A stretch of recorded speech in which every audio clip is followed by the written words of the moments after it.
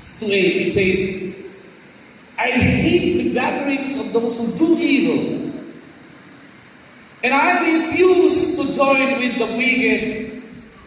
I wash my hands to declare my innocence. I come to your altar, O Lord, singing a song of thanksgiving and telling of all your wonders. I love your sanctuary, O Lord, the place where your glorious presence dwells. Not only that there is trust, transparency, but here is the third word, truthfulness.